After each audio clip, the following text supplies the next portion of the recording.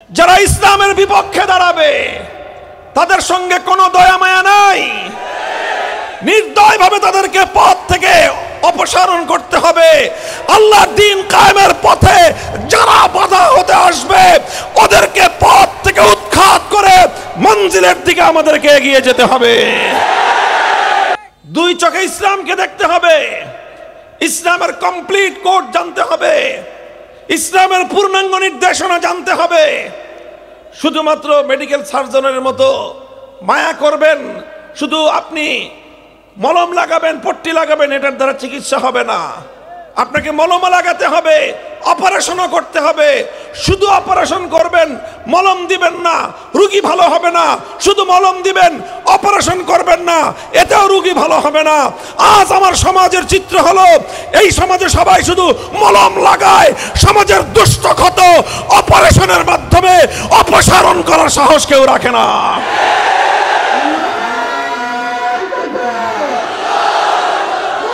এই জন্য আমরা একটা আহ্বান জানাই, সমাজকে আমরা বলি, হে আমার সমাজের মানুষ, তোমরা এবার একটু সাহস করো, মত করো।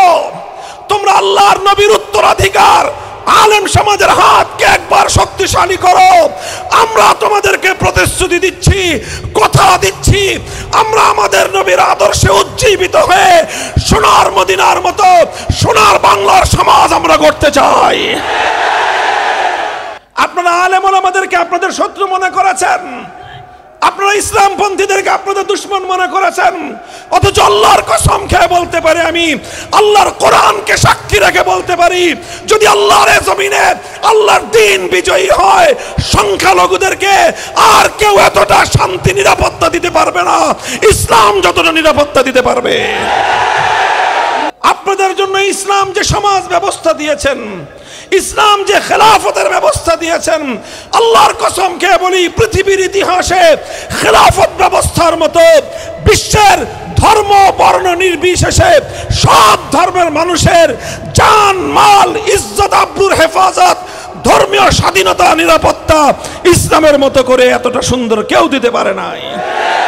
মোহাব্বত করবে আল্লাহর জন্য, আবার দুশ্মনীও রাখবে আল্লাহর জন্য। দুটো একই সঙ্গে হইতে হবে। আপনি শুধু আল্লাহর জন্য যাকে মোহাব্বত করার তাকে করলেন, আবার শয়তানরেও ভালোবাসলেন, তাহলে ঈমান হবে না। যার সঙ্গে শয়তানের যোগাযোগ তার সাথে আপনারও যোগাযোগ, তাহলে বোঝা গেল আপনার সাথে শয়তানেরও যোগাযোগ। একই সাথে আপনি আল্লাহর সাথেও সম্পর্ক রাখবেন, আবার শয়তানের সাথেও সম্পর্ক রাখবেন, এই দুইটা সম্পর্ক কোনোদিন একসাথে হয় না। আল্লাহর সাথে সম্পর্ক রাখলে শয়তানের সাথে সম্পর্ক কাটাপ, শয়তানের সাথে সম্পর্ক রাখলে আল্লাহর সাথে সম্পর্ক কাটাপ। দুটো সম্পর্ক একসাথে মেনটেন করা যায় না, হয় না। দাবি করতে পারে কেউ, কিন্তু তার এই দাবি এর চেয়ে বড় মিথ্যা দাবি দুনিয়াতে আর কেউ কোনোটা নাই। মান আহাব্বা লিল্লাহ ও আবগাদা লিল্লাহ, মোহাব্বত করবে আল্লাহর জন্য, কারো সঙ্গে দুশ্মনী শত্রুতা আদাওয়াত রাখবে সেটাও আল্লাহর জন্য। অনেক আপনজন হতে পারে, কাছের মানুষ হতে পারে, দীর্ঘদিনের বন্ধু হতে পারে, যখন জানবেন যে ও ইসলামের বিরোধী পক্ষ, সে ইসলামকে দেখতে পারে না, সে আলেম ওলামাদেরকে দেখতে পারে না, সে ইসলামী জীবন ব্যবস্থাকে দেখতে পারে না, ইসলামী সমাজ ব্যবস্থাকে সে দেখতে পারে না, ইসলামী রাষ্ট্র ব্যবস্থার বিরোধীও, সে আপনার যত দিনের যত পুরনো বন্ধু হোক না কেন, আপনি যদি ইমানদার হয়ে থাকেন আজকে থেকেও আপনার দুশমন। আপনি যদি জানেন আপনার 40 বছরের বন্ধু আল্লাহর নবীকে গালি দিছে, বলেন আপনার অবস্থান কি হবে? আপনার অবস্থান হবে, যারা পাইলে আমি আর কল্লা ছিঁড়ে ফেলবো। যত বড় দোস্তি হও, যত বড় দোস্ত হও, যত বড় বন্ধু হও, তুমি আমার যত কাছের লোক হও, তুমি আমার নবীকে গালি দিছো, তুমি আমার নবীর শানে বেয়াদবি করেছো, তুমি আমার নবীর বেইজ্জতি করেছো, তোমার সাথে আমার কোনো সম্পর্ক নাই। সম্পর্ক তো দূরের কথা, তোমাকে দেখলে কল্লা উড়াইয়া দিব, এটার নাম হলো ঈমান। হযরতে সাদ ইবনে আবি ওয়াক্কাস রাদিয়াল্লাহু তাআলা আনহু, আল্লাহর নবীর একজন সাহাবী, আল্লাহর নবীর একজন সাহাবী, তিনি বলেন যে এক মায়ের পেটের ভাই, আপন ভাই উতবা ইবনে আবি ওয়াক্কাস উহুদের জিহাদে, আমরা সকলেই জানি উহুদের দিন নবী আকরাম সাল্লাল্লাহু আলাইহি ওয়াসাল্লামের উপর আঘাত হয়েছিল, আক্রমণের উপর আক্রমণ হয়েছিল। বেঈমানের দল নবীজিকে আঘাতে আঘাতে জর্জরিত করেছে, মাথা ভেঙ্গেছে, দান শহীদ করেছে, সারা শরীর থেকে রক্ত ঝরতে ঝরতে আল্লাহর নবী বেহুশ হয়ে মাটিতে পড়ে গিয়েছেন।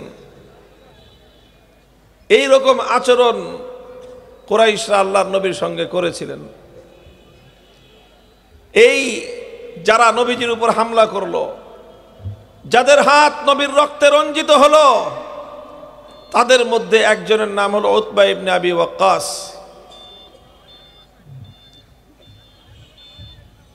তার ভাই হলেন সাহাবী সাদ ইবনে আবি ওয়াক্কাস রাদিয়াল্লাহু তাআলা আনহু। তিনি যখন জানতে পারলেন যে তার নিজের ভাই, তার আপন ভাই যুদ্ধের ময়দানে নবীজিকে আক্রমণ করেছে, নবীকে কষ্ট দিয়েছে, নবীর শরীর থেকে রক্ত ঝরিয়েছে, এটা জানার পর নিজের ভাইয়ের ব্যাপারে নিজের কি প্রতিক্রিয়া ছিল? ইতিহাস লেখে, হাদিসের কিতাবের মধ্যে লেখা হয়, তিনি বলেন ফামা হারিস্তু আলা কতলি আহাদিন হিরসি আলা কতলি আখি উতবা ইবনে আবি ওয়াক্কাস লিমা ফাআলা বিরাসূলিল্লাহি সাল্লাল্লাহু আলাইহি ওয়াসাল্লাম। তিনি বলেন যে আল্লাহর কসম খেয়ে বলি, আমি আমার জিন্দেগিতে, আমার জীবনে কোনোদিন কোনো মানুষকে হত্যা করার জন্য এতটা পাগল হই নাই। আমার নিজের আপন ভাইকে খুন করার জন্য আমি যতটা পাগল হয়েছিলাম, কারণ যখন শুনেছি আমার ভাই আল্লাহর নবীর রক্ত ঝরিয়েছে, আমার মাথায় খুন চলে গিয়েছে, যে ওকে খুন না করা পর্যন্ত আমার অন্তরে শান্তি নাই। আজকে আমাদের মধ্যে ভাইয়ে ভাইয়ে গন্ডগোল লাগে, এক ভাই আর এক ভাইকে আঘাত করে, মাথায় বাড়ি মারে। কেন বাড়ি মারে? জায়গা জমি নিয়ে। কথা বলেন, জমি নিয়ে গন্ডগোল। বাংলাদেশে ভোলায় একবার দেখছিলাম কিছুদিন আগে, ভাইয়েরা মিলে আর এক ভাইয়ের চোখ উঠে ফেলছে। কেন? জায়গা জমি নিয়ে গন্ডগোল, সম্পদ নিয়ে গন্ডগোল। আরে ভাই, সম্পদ নিয়ে গন্ডগোল হয়ে ভাইয়ের মাথায় তুমি বাড়ি মারছো, তোমার চেয়ে নৃশংস পাষণ্ড কেউ নাই। তোমার জায়গা জমি দুনিয়া নিয়ে তোমার গন্ডগোল, তুমি তোমার বোনের সঙ্গে সম্পর্ক ছিন্ন করছো, তোমার চেয়ে বড় পাষণ্ড নির্দয় দুনিয়ার কোনো মানুষ হতে পারে না। জায়গা জমি নিয়ে গন্ডগোল করে, দুনিয়ার সম্পদ নিয়ে গন্ডগোল করে, ভাইয়ের সাথে ভাই, বোনের সাথে ভাই, বাপ মা আপনজনদের সাথে সম্পর্ক ছিন্ন যারা করে, তারা কোশ্চিনকালেও ভালো ইমানদার হতে পারে না।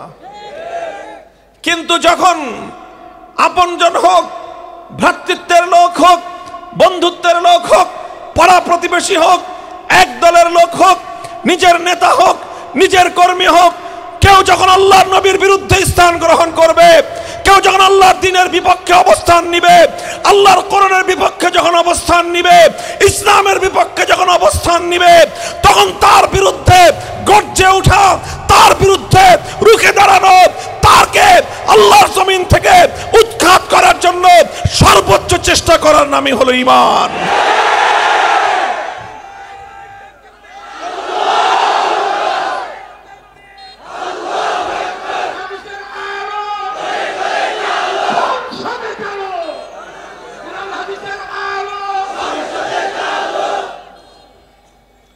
মুহতারাম হাজিরিন, আমি কথা বলতেছিলাম, সুতরাং দুটো বিষয়কে একসাথে রাখতে হবে। ভালোবাসাও রাখতে হবে আল্লাহর জন্য, আবার শত্রুতাও রাখতে হবে আল্লাহর জন্য।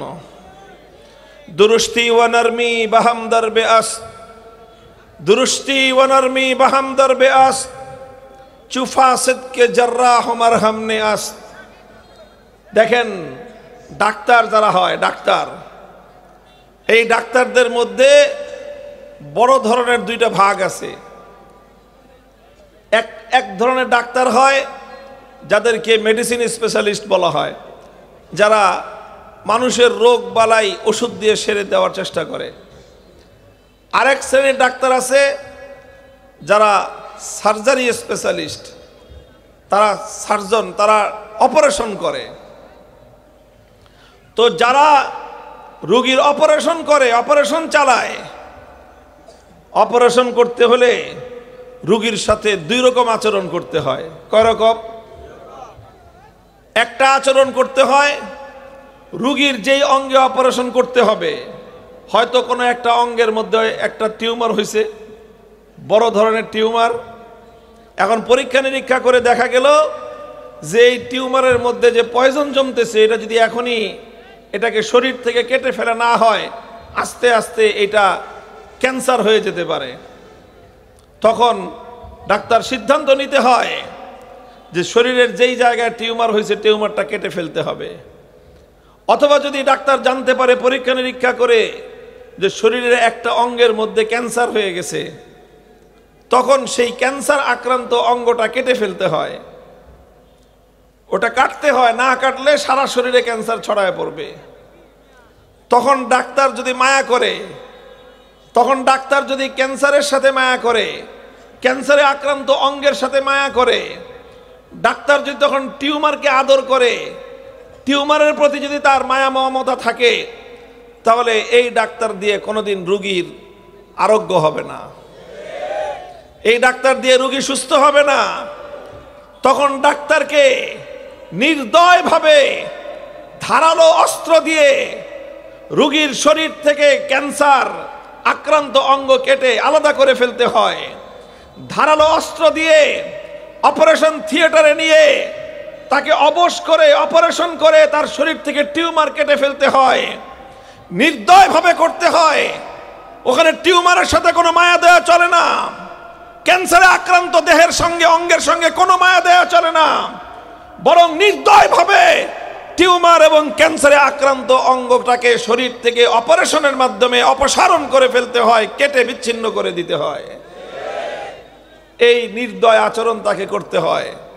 এবার যখন আপনি অঙ্গ কেটে ফেললেন, ক্যান্সারে আক্রান্ত হাত কেটে ফেললেন, টিউমারে আক্রান্ত শরীরের গোশত কেটে ফেললেন, এখন বাকি শরীরের সাথে খুব মায়া মমতার আচরণ করতে হয়, ব্যান্ডেজ করে দিতে হয়, মলম লাগায় দিতে হয়, সুন্দর করে ওটাকে ড্রেসিং করতে হয়, পরিষ্কার করতে হয়, ওটা খুব আদর যত্ন করে ওই ক্ষতটাকে আবার ভালো করে তুলতে হয়। কথা বলেন ঠিক না বেঠিক? তাহলে একটা জায়গার সাথে কঠোরতা করতে হয়, আর একটা জায়গার সাথে নম্রতা করতে হয়, একটার সাথে নির্দয় আচরণ করতে হয়, আরেকটার সাথে দয়া মায়া আচরণ করতে হয়। এই উভয়টা যেই ব্যক্তি করতে পারে সেই একজন সফল ডাক্তার। যারা সফল মুমিন হতে চান, যারা নিজেদেরকে সাচ্চা ইমানদার বলে নিজেদেরকে প্রতিষ্ঠিত করতে চান, আমাদেরকেও সেই দুইটা বৈশিষ্ট্য একসাথে অর্জন করতে হবে। মান আহাব্বা লিল্লাহ ওয়া আবগাদা লিল্লাহ। অপারেশনের সময় অপারেশন করতে হবে, কোনো দয়া নাই মায়া নাই। যারা ইসলামের বিপক্ষে দাঁড়াবে তাদের সঙ্গে কোনো দয়া মায়া নাই, নির্দয়ভাবে তাদেরকে পথ থেকে অপসারণ করতে হবে। আল্লাহর দ্বীন কায়েমের পথে যারা বাধা হতে আসবে ওদেরকে পথ থেকে উৎখাত করে মঞ্জিলের দিকে আমাদেরকে এগিয়ে যেতে হবে।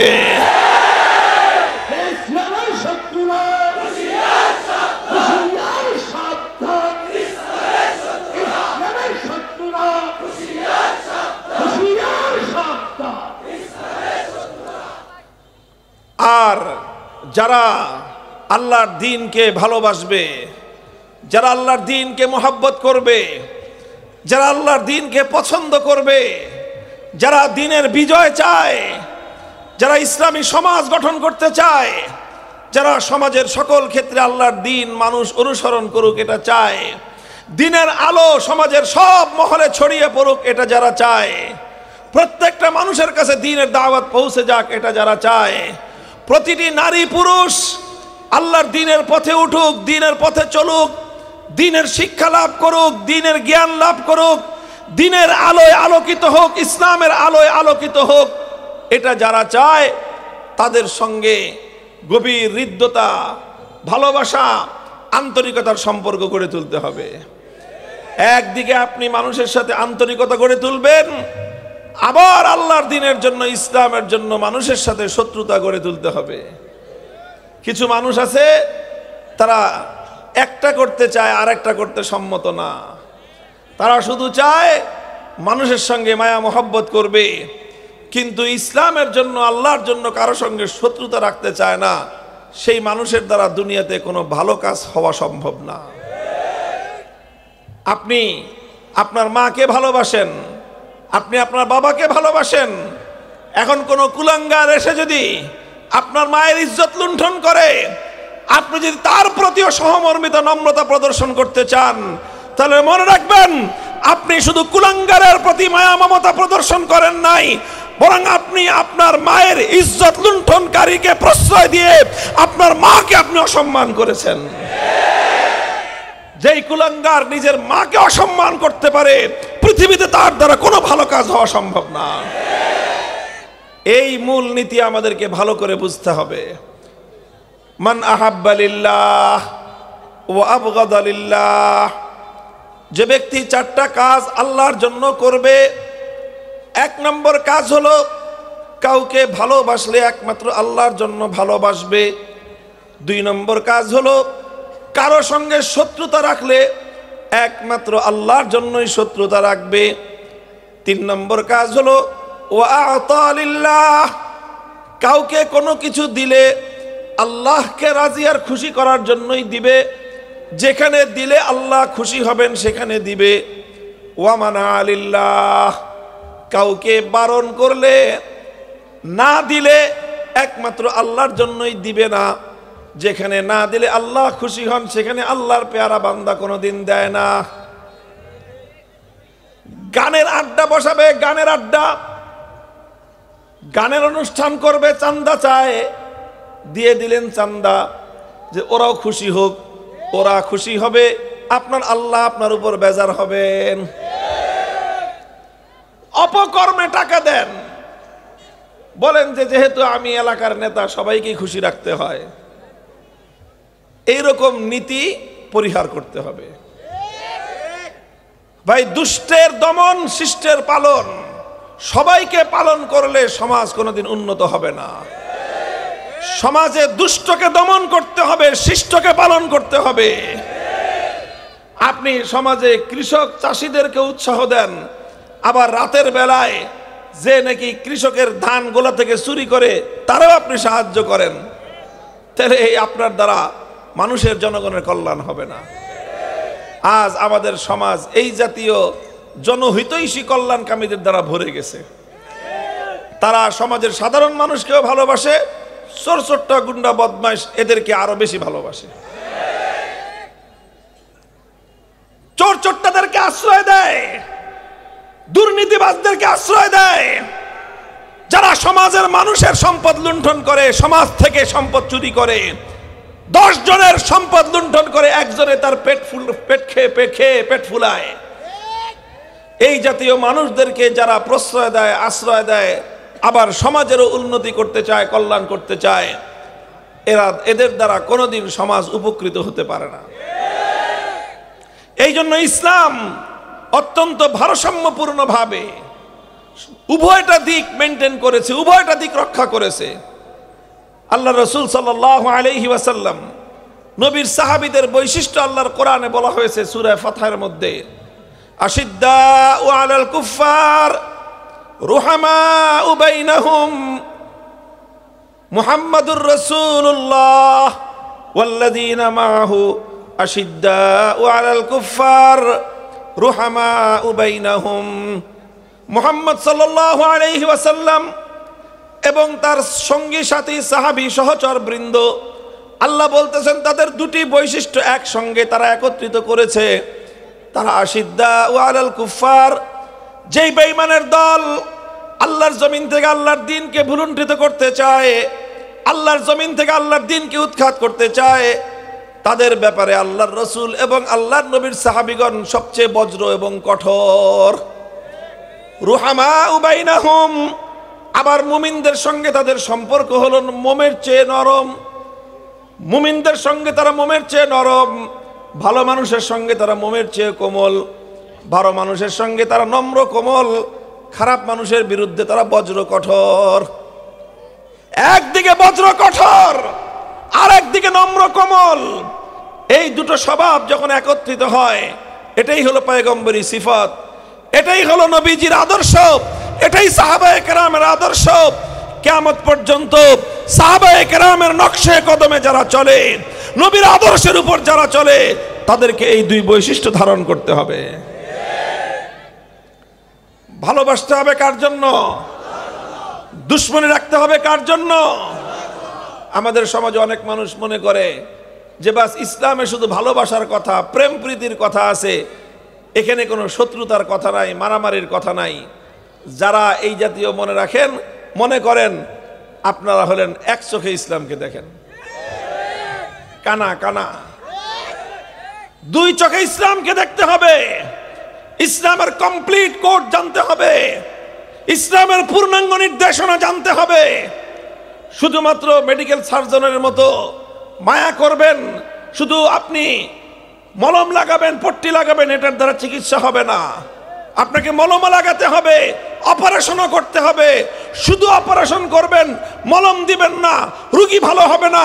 শুধু মলম দিবেন, অপারেশন করবেন না, এতেও রোগী ভালো হবে না। আজ আমার সমাজের চিত্র হলো, এই সমাজে সবাই শুধু মলম লাগায়, সমাজের দুষ্ট ক্ষত অপারেশনের মাধ্যমে অপসারণ করার সাহস কেউ রাখে না।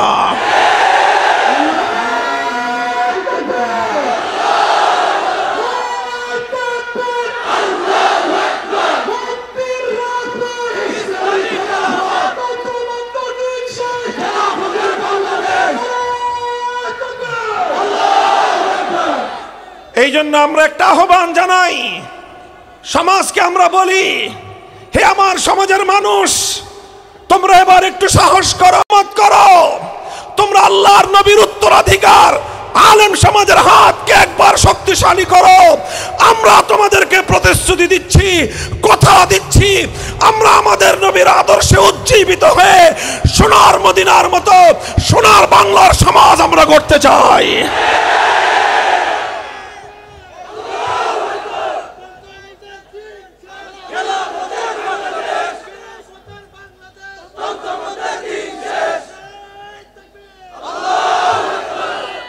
ভালোবাসা আল্লাহর জন্য, শত্রুতা আল্লাহর জন্য, যাকে দিব আল্লাহর জন্য, যাকে দিব না সেটাও আল্লাহর জন্য।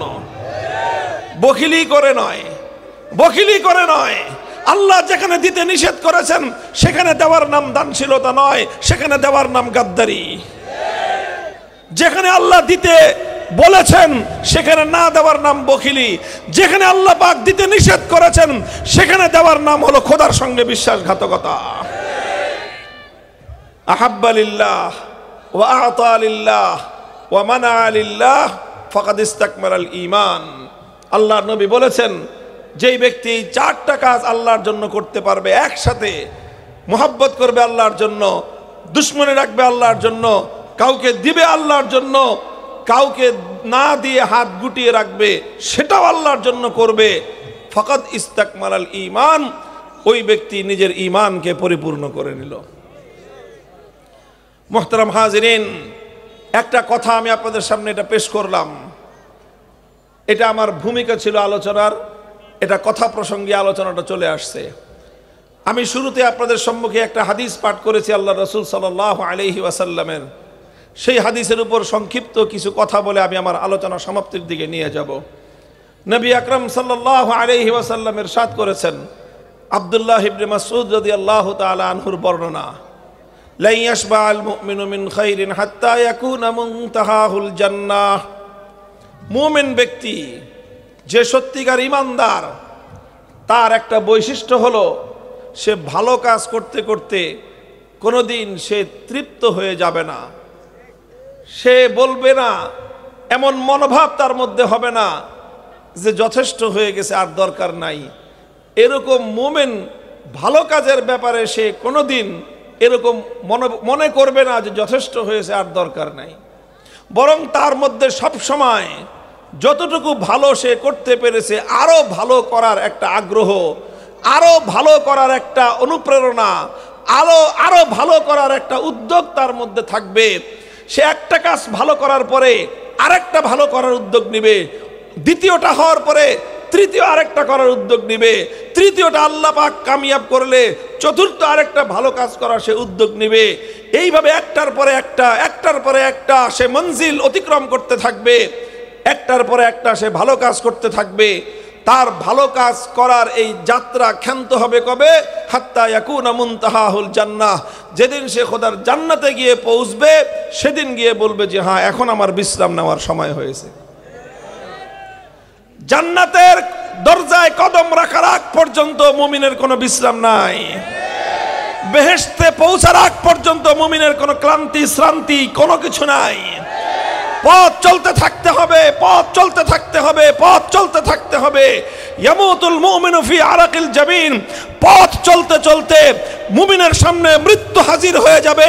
মুমিন মৃত্যুকে সামনে রেখেও চিন্তা করবে, যদি আরো 2 কদম অগ্রসর হওয়া যায়, আরো 2 কদম এগিয়ে যাই, তারপরে মরণের কোলে আমার জীবনকে সুপর্দ করব। আমার জীবনের শেষ মুহূর্ত পর্যন্ত আমি আল্লাহর দ্বীনের জন্য সামনে এগিয়ে যেতে চাই। এটা হলো মুমিনের প্রত্যয়, এটা হলো মুমিনের শপথ। যে মুমিন এইভাবে জীবনের অন্তিম সময় পর্যন্ত সামনে অগ্রসর হতে থাকে, আল্লাহর দ্বীনের জন্য অগ্রসর হয়ে যেতে থাকে, সে মুমিনই হলো প্রকৃত অর্থে আল্লাহ এবং তার রাসূলের প্রিয় মুমিন। আল্লাহ আমাদেরকে সে তৌফিক দান করুন। এটা শুধু আল্লাহর নবীর মুখের কথা ছিল না, এটা আমার নবীর জীবনের আদর্শ ছিল। নবীর পুরা সিরাতুন নবী, আমার নবীর নবুয়তের 23 বছরের জীবন যদি আমরা পর্যালোচনা করি, আমরা দেখতে পাবো যে নবীজি একটার পর একটা ধাপ অতিক্রম করছেন, সামনে অগ্রসর হচ্ছেন। কোথাও গিয়ে তিনি থমকে দাঁড়ান নাই, কোথাও গিয়ে তিনি ক্লান্তি অনুভব করেন নাই, কোথাও গিয়ে তিনি অবসরের চিন্তা করেন নাই, বরং তিনি তার জীবনের অন্তিম সময় পর্যন্ত শুধু সামনে এগিয়ে গিয়েছেন। সামনে এগিয়ে যাওয়ার জন্যই উম্মতকে তিনি অনুরোধ এবং উম্মতকে তিনি নসিহত করে গিয়েছেন। আপনারা দেখেন, আমার নবী যখন নবুয়ত লাভ করলেন, মক্কার পরিবেশ তখন সম্পূর্ণ প্রতিকূল। সেই জমিনে মক্কায় কেউ ঈমান গ্রহণ করার সাহস রাখে না। ঈমান গ্রহণ করছে জানতে পারলে তার উপর অকথ্য নির্যাতন নেমে আসে, নির্মম নির্যাতন নেমে আসে। এই মক্কার মাটিতে 13 বছর পর্যন্ত আল্লাহর নবী মানুষকে দ্বীনের দাওয়াত দিলেন। যারা দ্বীন কবুল করেছেন, অল্প সংখ্যক মানুষ দ্বীন কবুল করেছেন।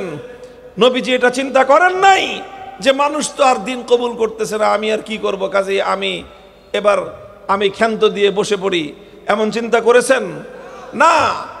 যেই কয়জন হাতে গোনা অল্প কিছু মানুষ ঈমান কবুল করেছেন, দ্বীন কবুল করেছেন, তাদেরকে নবীজি দ্বীন শিক্ষা দেওয়ার জন্য হযরত আরকাম ইবনে আবিল আরকাম রাদিয়াল্লাহু আনহু, ওনার ঘর দারে আরকামের মধ্যে নবীজি তালিমের ব্যবস্থা করেছেন, শিক্ষা দেওয়ার ব্যবস্থা করেছেন। দিনের বেলায় যারা ঈমান কবুল করত, রাতের বেলায় তাদেরকে দ্বীন শেখাতেন। এইভাবে চলতে চলতে 13 বছর পর্যন্ত চলল। মক্কার বেঈমানের দল তারা গোয়েন্দা লাগায় রাখত খবর নেওয়ার জন্য যে কে নতুন করে কালেমা পড়লো, কে মুসলমান হলো। আর নতুন কেউ মুসলমান হলো জানতে পারলেই তার উপর নেমে আসতো নির্যাতনের স্টিম রোলার, তার উপরে নেমে আসতো ভয়াবহ অকথ্য নির্যাতন। তার উপরে বেলালে হাবাসির মতো কখনো মরুভূমির উত্তপ্ত বালুকাময়ের উপর তাকে চিৎ করে শোয়ে বুকের উপর পাথর চাপা দিয়ে রাখা হতো। কখনো তার উপর খাব্বাব ইবনুল আরাত রাদিয়াল্লাহু তাআলা আনহুর মতো জ্বলন্ত আগুনের উপর শোয়ে রাখার পর সেই আগুনে চামড়া পুড়ে, গোশত পুড়ে, চর্বি গলে গলে সেই আগুন নিভে যেত, কিন্তু পাষণ্ডের হৃদয়ের পাষণ্ডতা এতটুকু কমতো না। কখনো তাকে হযরত ইয়াসির রাদিয়াল্লাহু তাআলা আনহুর মতো 2 পা 2 উটের সাথে বেঁধে দিয়ে 2 উট 2 দিকে হাঁকায় দিল। একটা জীবন্ত মানুষ দ্বিখণ্ডিত হয়ে শাহাদাত বরণ করলো। তার স্ত্রী হযরত সুমাইয়া রাদিয়াল্লাহু আনহা তলপেট দিয়ে বিষাক্ত খঞ্জর বিষাক্ত বল্লম নিক্ষেপ করে আবু জাহাল নিজ হাতে হযরত সুমাইয়া রাদিয়াল্লাহু আনহাকে হত্যা করলো, শহীদ করলো। বাপ মা দুজন শহীদ হওয়ার পর তাদের সন্তান হযরত আম্মার রাদিয়াল্লাহু আনহুকে পায়ের সঙ্গে দড়ি বেঁধে মাথা নিচের দিকে দিয়ে কূপের মধ্যে ঝুলিয়ে রাখলো ঘন্টার পর ঘন্টা। এই সব জুলুম একটার পরে একটা মক্কাতে বাস্তবায়িত হয়েছে, নির্যাতন চলেছে। স্বয়ং আমার নবীর উপর তিনি যখন বাইতুল্লাহর সামনে মসজিদে হারামে নামাজে দাঁড়িয়েছেন, আবু জাহাল কোনদিন এসে নবীজির গলায় গামছা পেঁচিয়ে শ্বাসরুদ্ধ করে হত্যা করার চেষ্টা করেছে। নবীজি সেজদায় লুটিয়ে পড়েছেন, উকবা ইবনে আবি মুআইত মাথার উপর উটের ভুঁড়ি এনে ফেলে দিয়ে নবীজিকে শ্বাসরুদ্ধ করে হত্যা করার ষড়যন্ত্র করেছে। এমন কোন ষড়যন্ত্র নাই মক্কার মাটিতে আল্লাহর নবীর উপর যেটাকে তারা অ্যাপ্লাই করে নাই। কথা ঠিক কিনা? নবীজি এই নির্যাতনের সামনে, এই অত্যাচারের সামনে, এই জুলুম, এই হত্যাকাণ্ডের সামনে আমার নবী দমে গিয়েছেন। বলেন দমে গিয়েছেন? একটা সময় এসে 10 বছর পর্যন্ত মক্কায় মেহনত করার পরে নবীজি দেখলেন যে না, এই মক্কার মানুষ সহজে আর ঈমান কবুল করবে না। নবীজি মক্কার মানুষের ব্যাপারে একরকম হতাশ হয়ে পড়লেন। নবীজি থেমে যান নাই, থমকে দাঁড়ান নাই, দমে যান নাই। মক্কার মানুষ ঈমান কবুল করে নাই। নবীজি তায়েফে গিয়েছেন। 1 মাস সকাল থেকে রাত পর্যন্ত তায়েফের মানুষের দুয়ারে দুয়ারে গিয়েছেন। সেই মানুষগুলো কত নির্মম আচরণ করেছে। হযরত আয়েশা রাদিয়াল্লাহু তাআলা আনহা একদিন আল্লাহর নবীকে জিজ্ঞাসা করেছিলেন, ইয়া রাসূলুল্লাহ, আপনার এই জীবনে সবচেয়ে কঠিন দিন কোনটা গিয়েছে আপনার উপর দিয়ে? নবীজি বলেছেন, আমি যখন তায়েফে গিয়েছিলাম সারাটা দিন রাত, সকাল থেকে রাত পর্যন্ত আমরা তায়েফবাসীদের কাছে ঈমানের দাওয়াত এবং দ্বীনের দাওয়াত নিয়ে গেলাম, একত্ববাদের দাওয়াত। সেই দুরাচারেরা দ্বীনের দাওয়াত গ্রহণ করে নাই, ভালো কথা, দ্বীন তোরা পছন্দ হয় নাই, কবুল করবি না, করিস না। কিন্তু ওরা করলো কি? ওরা একটা নির্মম পরিহাস করলো আমার সাথে। ওরা ওদের দুষ্ট বালকদেরকে আমাদের পিছনে লালায়া দিল। দুষ্ট বালকদেরকে আমার উপর হামলা করার জন্য ওদেরকে উস্কানি দিয়ে দিল। ওই দুষ্ট বালকরা এসে আমাদের উপর পাথরের বৃষ্টি বর্ষণ করতে আরম্ভ করলো। পাথরের আঘাতে আঘাতে জর্জরিত হয়ে বেহুশ হয়ে আমরা মাটিতে পড়ে যাই। আমরা যেই মাটিতে পড়ে যাই, সেই তায়েফের বড় বয়স্ক লোকেরা সামনে আগায় আসে। সামনে আগায় এসে বালকদেরকে একটু দেখানো, লোক দেখানো ধমক দেয়, এই সর বেয়াদব, সব সর, ধমক দিয়ে তাদেরকে সরায় দেয়। আর আমাদেরকে হাত ধরে উঠে বলে, ঠিক আছে আপনি চলে যান, আপনি চলে যান। যেই আমরা 2 কদম হাঁটতে আরম্ভ করি, ওই দুষ্ট লোকেরাই আবার ওই বালকদেরকে ইঙ্গিত দিয়ে দেয়, উস্কানি দিয়ে দেয়, আবার মার, আবার মার। এইভাবে আমরা পড়ে গেলে ওরা আমাদেরকে হাত ধরে উঠায়, আবার ওরাই ওদের দুষ্ট বালকদেরকে আবার ইঙ্গিত করে দেয়, উস্কানি দিয়ে দেয় যে আবার পাথর মার। এইভাবে একটা মানুষ তায়েফের মাঠে ছিল না যেই মানুষটা একটু আন্তরিকতার সাথে আমাদের পাশে এসে দাঁড়িয়ে তায়েফের বাসীকে বলবে, তোমরা তার ঈমান, তার কালেমা কবুল করো নাই, কিন্তু তাকে আঘাত করতেছো কেন? সে তোমাদের কি ক্ষতিটা করেছে? কেন তার মাথা থেকে পা পর্যন্ত সারা শরীর থেকে রক্ত ঝরাচ্ছ? এই কথাটা বলার মতো গোটা জনপদে, গোটা শহরে, গোটা এলাকায় একটা মানুষ আমরা খুঁজে পাই নাই। এই অবস্থার মধ্যে দিয়ে 1 মাস আমাদের অতিক্রান্ত হয়েছে। সেই তায়েফের মাঠের সেই নির্মম নির্যাতন আমার জীবনের সবচেয়ে করুণ কাহিনী। মুহতারাম হাজিরিন, এই যে দুর্বৃত্তপনা, কিছু মানুষ আছে এরকম, উপর দিয়ে ভালো আচরণ করে, আবার পিছন দিক দিয়ে তারাই তাদের সাঙ্গপাঙ্গদেরকে আলেম ওলামাদের বিরুদ্ধে উস্কানি দেয়। এই সব চরিত্রের লোক আপনারা খুঁজে পাবেন। রাতের বেলায় শুধু মুসলমানদের সাথে না, বিভিন্ন সম্প্রদায়ের সাথে এই ধরনের আচরণ করে। রাতের আলো অন্ধকারে মন্দিরে আগুন দেয়, হিন্দুদের বাড়িঘর জ্বালায় পোড়ায়, হিন্দুদের ব্যবসা বাণিজ্যের জায়গা জমি দখল করে। দিনের বেলায় তারাই আবার এসে ওঝা হয়ে ঝাড়তে আসে। দিনের বেলায় বড় বড় বক্তৃতা দেয়, এই সাম্প্রদায়িক সম্প্রীতির বড় বড় লেকচার ঝাড়ে। এইভাবেই গত 15 বছরের বাংলার মাটিতে এই সমস্ত কাহিনী ঘটেছে। সবগুলো দিনের বেলায় যারা বড় বড় সাম্প্রদায়িক সম্প্রীতির লেকচার ঝাড়তো, রাতের অন্ধকারে তারাই সাম্প্রদায়িক আক্রমণ করত। রাতের অন্ধকারে তারাই হিন্দুদের জমি জমা দখল করত। রাতের অন্ধকারে তারাই হিন্দুদের মন্দিরে আগুন দিত। সংখ্যালঘুদের উপর নির্যাতন করে রাতের বেলায় দিনের বেলায় সংখ্যালঘুদেরকে নিয়ে রাজনীতি করত। এই চরিত্রগুলো চিনতে হবে, বুঝতে হবে। এখন আর বাংলাদেশে ওই সমস্ত কাহিনী তেমন একটা নাই। কেন নাই? ওই নাটকের নায়িকাও নাই, এই জন্য নাটকও নাই। এটা বুঝতে হবে আমাদেরকে যে এই যে মায়া কান্না কাঁদে হিন্দুদের জন্য, হিন্দু ভাইদেরকে আমরা পরিষ্কার ভাবে বলি, ভালো করে বলি, আপনারা আপনাদের শত্রু মিত্র চিনতে ভুল করেছেন, এই জন্য বাংলাদেশের এত বড় ক্ষতি হয়েছে। আপনারা আলেম ওলামাদেরকে আপনাদের শত্রু মনে করেছেন, আপনারা ইসলামপন্থীদেরকে আপনাদের দুশমন মনে করেছেন, অথচ আল্লাহর কসম খেয়ে বলতে পারি, আমি আল্লাহর কোরআনকে সাক্ষী রেখে বলতে পারি, যদি আল্লাহর জমিনে আল্লাহর দ্বীন বিজয়ী হয়, সংখ্যালঘুদেরকে আর কেউ এতটা শান্তি নিরাপত্তা দিতে পারবে না ইসলাম যতটা নিরাপত্তা দিতে পারবে।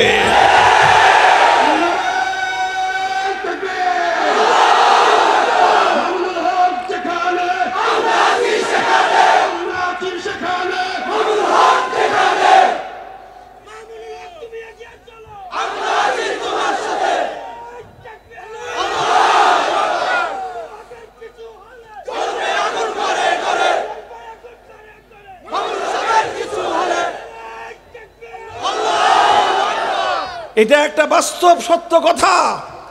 হিন্দু ভাইয়েরা, সংখ্যালঘু ভাইয়েরা, বিভিন্ন ধর্মাবলম্বী, আপনারা মনে রাখেন, ইসলাম সেই আদর্শের নাম। ইসলাম শুধুমাত্র ধর্মের নাম নয়। ইসলাম ধর্মাবলম্বীরা ধর্ম পালন করে। অন্য যারা আছেন, আপনাদের জন্য ইসলাম যে সমাজ ব্যবস্থা দিয়েছেন, ইসলাম যে খেলাফতের ব্যবস্থা দিয়েছেন, আল্লাহর কসম খেয়ে বলি, পৃথিবীর ইতিহাসে খেলাফত ব্যবস্থার মতো বিশ্বের ধর্ম বর্ণ নির্বিশেষে সব ধর্মের মানুষের জান মাল ইজ্জত আবরুর হেফাজত, ধর্মীয় স্বাধীনতা নিরাপত্তা ইসলামের মতো করে এতটা সুন্দর কেউ দিতে পারে নাই, কেউ পারবে না, কারো পক্ষে সম্ভব নয়। কারণ অন্য সকল মতবাদ দুনিয়ার কোন মানুষের স্বার্থ রক্ষা করার জন্য তৈরি হয়েছে। পুঁজিবাদীদের স্বার্থ রক্ষা করার জন্য তৈরি হয়েছে। সমাজবাদ, তারা সেটা এক শ্রেণীর মানুষের স্বার্থ রক্ষা করার জন্য তৈরি হয়েছে। ইসলাম একমাত্র আল্লাহর দেওয়া বিধান, এটা দুনিয়ার কোনো মানুষ তৈরি করে নাই। এতে দুনিয়ার কোনো স্বার্থের, দুনিয়ার কোনো মানুষের ব্যক্তি স্বার্থ, গোষ্ঠী স্বার্থের রক্ষা করা হয় নাই। ইসলামের মধ্যে তাম পৃথিবীর সমস্ত মানুষের স্বার্থ সমানভাবে লক্ষ্য রাখা হয়েছে। যাই হোক, আমি বলতেছিলাম, আল্লাহর নবীর সঙ্গে এই দুর্ব্যবহার তায়েফের মাঠে করা হলো। নবীজি হতাশ হয়ে বসে পড়লেন। বলেন, নবীজি দমে গেলেন। মক্কায় হলো না, তায়েফে গেলেন। তায়েফে আরো বর্বর আচরণের শিকার হলেন।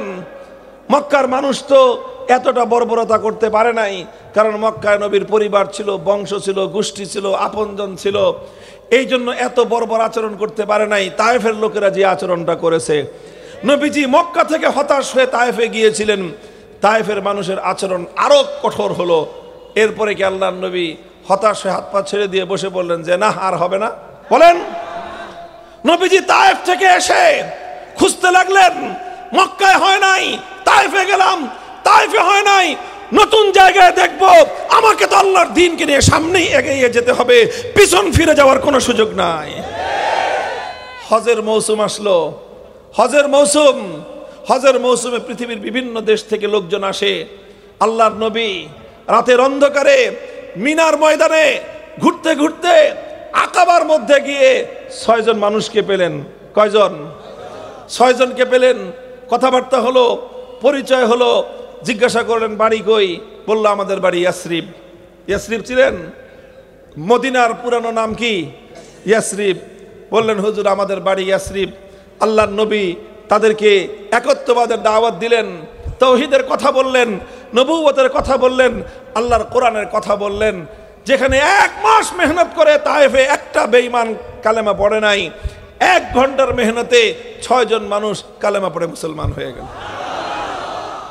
শুধু মুসলমান হলো তাই নয়, তারা বলল যে হুজুর, আমরা যে সত্যের সন্ধান পেলাম আপনার কাছ থেকে, এই সত্য নিয়ে আমরা নিজেরা বসে থাকবো না, আমরা এই সত্যের দাওয়াত আমাদের দেশে নিয়ে যাব, আপনি আমাদেরকে শিক্ষা দিয়ে দেন ভালো করে। নবীজি তাদেরকে শিক্ষা দিয়ে দিলেন। তারা বাড়িতে ফিরে গেলেন। তারা বললেন যে হুজুর, আবার আগামী বছর আপনার সাথে এই হজের মৌসুমে মিনার এই আকাবায় আমরা আবার আপনার সাথে দেখা করব। পরের বছর তারা আসলেন 12 জন। 12 জন আসলেন, এসে নবীর হাতে হাত রেখে তারা বায়াত নিলেন। ইয়া রাসূলুল্লাহ, মদিনার মাটি আপনার জন্য উর্বর, মক্কায় থাকার দরকার নেই, আপনি মদিনায় চলে আসেন, আমরা আপনার দিন কায়েম করব মদিনায়। নবীজি বললেন আরো কাজ করো, আরো লোক তৈরি করো। মাত্র 12 জন হয়েছে, 12 জন দিয়ে হবে না, আরো লোক তৈরি করো, আবার আগামী বছর আসো। তৃতীয় বছর তারা আসলেন, এবার আসলেন 70 জন। 70 জন এসে বললেন ইয়া রাসূলুল্লাহ, মদিনার মাটি আপনাকে স্বাগত জানানোর জন্য প্রস্তুত, মদিনার মাটি ইসলামের জন্য অনুকূল, মদিনার মাটি এখন উর্বর হয়ে গেছে, ঘরে ঘরে ঈমানের দাওয়াত পৌঁছানোর সুযোগ আছে, আপনি মদিনায় আসেন, আমরা আপনার হাতে হাত রেখে বায়াত নিলাম। তারা বায়াত গ্রহণ করলেন, শপথ নিলেন আল্লাহর নবীর দ্বীনকে তারা মদিনায় জিন্দা করবেন, মদিনায় কায়েম করবেন, নবীর সঙ্গে থাকবেন, জীবনেও থাকবেন, মরণেও থাকবেন, প্রয়োজনে জীবন দিবেন, নবীর আদর্শ ছেড়ে তারা পিছপা হবেন না। নবীজি বললেন যে হ্যাঁ, এবার হয়েছে ইনশাআল্লাহ, এবার চলো, তোমরা প্রস্তুত করেছো, আমি এখন মদিনার দিকে যাব। নবীজি মদিনায় হিজরত করার সিদ্ধান্ত নিলেন। জিলহজ মাসের এই ঘটনা, মুহররম, সফর, রবিউল আউয়াল, 3 মাসের মাথায় আল্লাহর নবী হিজরত করে মদিনায় চলে গেলেন। অথচ মক্কায় সবকিছু ছিল, পবিত্র মক্কায় কোন জিনিসের অভাব ছিল? পৃথিবীতে একমাত্র আল্লাহর ঘর কাবা শরীফ, বাইতুল্লাহ, সেটা কোথায়? মক্কায়। জমজমের কূপ কোথায়? হজরে আসওয়াদ, জান্নাতের পাথর, চুমু দিলে গুনাহ মাফ হয়ে যায়, কোথায়? মাকামে ইব্রাহিম আলাইহিস সালামের পায়ের ছাপ বিশিষ্ট মুজিজার পাথর কোথায়? সব মক্কায়। মসজিদে হারাম 1 রাকাত নামাজ পড়লে 1,00,000 রাকাত নামাজের সওয়াব হয়, কোথায়? সব মক্কায়। নিজের জন্মভূমি কোথায়? 53 বছর কাটছে কোথায়? বাবার কবর কোথায়? মায়ের কবর কোথায়? দাদার কবর কোথায়? 14 পুরুষের কবর কোথায়? নিজের গোষ্ঠী কোথায়? নিজের বংশ কোথায়? সব মক্কায়। শুধু একটা জিনিস ছিল না, যেই দিন নিয়ে তিনি দুনিয়াতে এসেছেন সেই দিন মক্কাবাসীরা মক্কায় কায়েম করতে দেয় না। শুধু এইটা নাই, মদিনায় বাইতুল্লাহ শরীফ নাই, কাবা নাই, মদিনায় জমজমের কূপ নাই, মদিনায় হজরে আসওয়াদ নাই, মদিনায় জন্মভূমি নাই, মদিনায় মাতৃভূমি নাই, নিজের জ্ঞাতি নাই, গোষ্ঠী নাই, বংশ নাই, মদিনায় কিছুই নাই। শুধু একটা জিনিস ছিল, মদিনার মানুষ শপথ নিয়েছিল ইয়া রাসূলুল্লাহ, আর কিছু দিতে পারি আর না পারি, আপনার দিনের জন্য আমরা আমাদের জীবনটা দিয়ে দিব।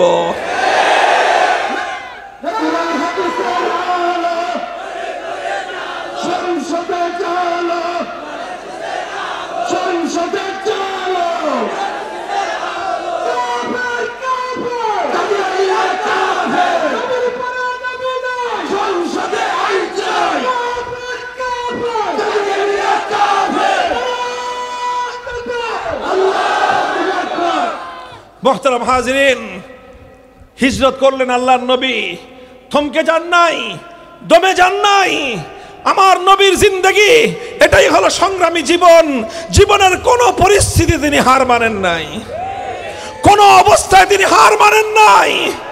জুলুম করা হয়েছে, নির্যাতন করা হয়েছে, মাথায় উটের ভুঁড়ি নিক্ষেপ করা হয়েছে, গলায় গামছা পেঁচে হত্যার ষড়যন্ত্র করা হয়েছে। নবীজিকে 3 বছর পর্যন্ত শিয়াবে আবি তালেবে অবরুদ্ধ রাখা হয়েছে। ঘাস খেয়েছেন, পাতা খেয়েছেন, অনাহারে থেকেছেন, অর্থাহারে থেকেছেন, দমে যান নাই, থমকে যায় না ইমানদার কোনদিন। নবীজি থামে নাই, নবীর উম্মত থামতে পারে না। নবীর জীবন ছিল সংগ্রামের জীবন, স্ট্রাগলের জীবন। নবীর উম্মতের জীবন আল্লাহর জমিনে এক প্রান্ত থেকে আরেক প্রান্ত পর্যন্ত, আল্লাহর দ্বীন জিন্দা না হওয়া পর্যন্ত নবীর সত্যিকার কোনো উত্তরসূরি বিশ্রাম করতে পারে না, থমকে দাঁড়াতে পারে না। নবীজি হিজরত করলেন। হিজরত করার পর মদিনায় 3 জাতি, কিছু ইমানদার একত্ববাদী, কিছু মুশরিক মূর্তি পূজারী, কিছু ইহুদি। নবীজি 3 জাতিকে নিয়ে বললেন ঠিক আছে, সবাই মিলেমিশে থাকবো এখানে। আমরা একটা চুক্তি করলো, কেউ কারো বিরুদ্ধে যুদ্ধ করবে না, কেউ কারো বিরুদ্ধে শত্রুকে উস্কানি দিবে না, কারো বিরুদ্ধে শত্রুর সাহায্য করবে না, কেউ কারো অনিষ্ট করবে না, সবাই মিলেমিশে থাকবে। একটা চুক্তি স্বাক্ষর হলো। ইতিহাসে এটাকেই বলা হয় মদিনা চার্টার, মদিনা সনদ। আল্লাহর নবী তার জিন্দেগিতে যতগুলো চুক্তি করেছেন, খোদার কসম খেয়ে বলি আমার নবীর জিন্দেগিতে কোনোদিন কোন চুক্তির এক অক্ষরের বরখেলাফ নবীজি করেন নাই। ইহুদিরা একটার পরে একটা চুক্তি ভঙ্গ করতে আরম্ভ করলো। মদিনাতে ইহুদির 3 গোত্র ছিল। প্রথম গোত্র বনু কাইনুকা গাদ্দারি করলো। মদিনার একজন মুসলিম নারীকে তারা বাজারের মধ্যে অপমান করে, উপহাস করে, একজন মুসলিম নারীকে বাজারের মধ্যে তাকে বিবস্ত্র করে ফেললো।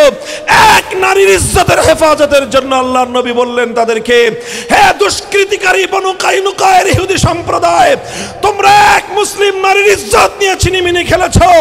মনে রাখো, মুসলমান সেই জাতি নিজের মা, বোন আর কন্যার ইজ্জতের হেফাজতের জন্য লক্ষ মুসলমান শহীদ হতে প্রস্তুত।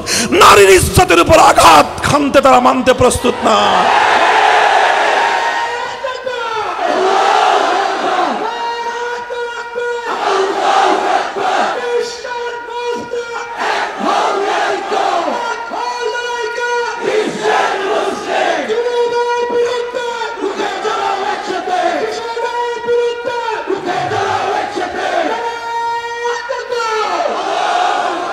লম্বা ইতিহাস, সেই ইতিহাস আর আমি বলতেছি না, শুধু এতটুকু বললাম, শুধু এক মুসলিম নারীর ইজ্জতের হেফাজতের জন্য একটা সম্প্রদায়ের সঙ্গে আল্লাহর নবী যুদ্ধের ঘোষণা দিলেন যে যারা আমার বোনের ইজ্জতের উপর আঘাত করতে চায়, যারা মুসলমানদের নারীর ইজ্জতের উপর চোখ তুলে তাকাতে চায়, ওদের চোখ আমরা উপরে ফেলতে চাই। মুহতারাম হাজিরিন, মুসলমান নিজেদের পরিচয় ভুলে যেও না, ইতিহাস ভুলে যেও না। তোমরা সেই জাতি, তোমরা সেই জাতির সন্তান। তোমাদের পূর্বপুরুষ মোহাম্মদ বিন কাসেম মাত্র 17 বছর বয়সে সুদূর আরব থেকে তোমাদের হিন্দুস্তান 5000 কিলোমিটার সফর করে এসেছিলেন। যুদ্ধ করার জন্য এসেছিলেন, রাজ্য জয় করার জন্য নয়, বরং হিন্দু রাজা অত্যাচারী দাহিরের জিন্দানখানায় এক মুসলিম রমণীকে বন্দী করে রেখেছিল। সেই মুসলিম রমণী খবর পাঠিয়েছিল, হে মুসলমানদের শাসকরা, আরামের ঘুম ঘুমাও, তোমার বোনের ইজ্জত লুণ্ঠিত হওয়ার অপেক্ষা করে লজ্জা থাকা দরকার। মোহাম্মদ বিন কাসিম 17 বছরের এক তরুণ সেনাপতি, সেই 5000 মাইল অতিক্রম করে এসে সেই অত্যাচারী রাজা দাহিরকে যুদ্ধে পরাস্ত করে তার জিন্দানখানার লৌহ কপাট ভেঙে গুড়িয়ে দিয়ে সেখান থেকে মুসলিম নারীকে রক্ষা করে মুক্ত স্বাধীন করে আরশের দিকে তাকিয়ে আল্লাহর কাছে বলেছিলেন, কদ আদাইতু ফরিজতি, আমি এক মুসলিম যুবক হিসেবে আমার বোনকে আমি জালিমের জিন্দান থেকে, জালিমের কারাগার থেকে মুক্ত করে করতে পেরেছি। আজ আমি বলতে পারি আমার দায়িত্ব পালন হলো। আজ হে মুসলমানেরা, তোমাদের বোনদেরকে নিয়ে, তোমাদের কন্যাদেরকে নিয়ে ইস্কনের মতো উগ্রবাদী, হিন্দুত্ববাদী, জঙ্গিবাদী সংগঠন আজ মুসলমান নারীদের সতীত্ব হরণ করবার পায়তারা চালাচ্ছে। আর তোমরা এখনো মস্তিতে আছো, তোমরা এখনো বিলাসিতায় গা ভাসিয়ে দিচ্ছ। মুসলমান, নিজেদের বোনদের ইজ্জতের ব্যাপারে সচেতন হও। মুসলমান অভিভাবকেরা, বাবারা, নিজেদের কন্যাদের সম্মান রক্ষা করার ক্ষেত্রে তোমরা আরো সচেতন হও। ভাগাও ট্রিপ, প্রেমের নাম করে, প্রেমের নাম করে এই তারা একটা প্ল্যান নিয়েছে। কি প্ল্যান? মুসলিম নারীদের গর্ভে হিন্দুদের সন্তান জন্ম দিতে হবে। কিভাবে জন্ম দিবে? মুসলিম নারীদের সঙ্গে ওরা প্রেমের অভিনয় করে। একটা মেয়েকে পটায়া তার সতীত্ব লুটতে পারলে 30,000 টাকা দেওয়া হয়। এই ভয়াবহ পরিকল্পনা চলতেছে আজ তোমার বোন আর তোমার কন্যা, মুসলমান, আমাদের মা বোন কন্যাদেরকে নিয়ে। বলো, যদি আমরা আমাদের মা বোন আর কন্যার ইজ্জতের হেফাজত করতে না পারি, তাদের সতীত্বকে যদি আমরা রক্ষা করতে না পারি, আরে যেই বোনের যেই ভাই বেঁচে থাকতে তার বোনের ইজ্জত লুণ্ঠিত হয়, যেই বাবা বেঁচে থাকতে তার কন্যার সম্ভ্রম লুণ্ঠিত হয়, যেই সন্তান বেঁচে থাকতে তার মায়ের ইজ্জত লুণ্ঠিত হয়, সেই বাপ ভাই আর সন্তানের বেঁচে থাকার দরকার নাই, কচু গাছে গলায় দড়ি দেওয়া দরকার। আরে তোমরা তো সেই জাতির সন্তান, তোমাদের নবী মুহাম্মদুর রাসূলুল্লাহ সাল্লাল্লাহু আলাইহি ওয়াসাল্লাম এক নারীর ইজ্জতের উপর আক্রমণ করার কারণে একটা জাতির বিরুদ্ধে যুদ্ধ ঘোষণা করলেন। কোথায় আছো তোমরা? চিন্তা করে দেখো, নিজেদের মধ্যে ঈমানি আত্মমর্যাদা বোধ জাগ্রত করো, মুসলমান মেয়েদেরকে সচেতন করো। আমরা বলি না সব মেয়েদেরকে মাদ্রাসায় ভর্তি করায় দেন, আমাদের মেয়েরা স্কুলে পড়ুক, কলেজে পড়ুক, ইউনিভার্সিটিতে পড়ুক। ইনশাআল্লাহ কথা দিচ্ছি আপনাদেরকে, আল্লাহ যদি আমাদেরকে রাষ্ট্রীয় ক্ষমতার অংশীদারিত্ব দান করেন, রাষ্ট্রীয় পর্যায়ে যদি আল্লাহ আমাদেরকে কর্তৃত্ব দান করেন, আমরা প্রত্যেকটি পর্যায়ে স্কুল থেকে ইউনিভার্সিটি পর্যন্ত মেয়েদের জন্য, আমাদের মেয়েদের জন্য আলাদা নিরাপদ আমরা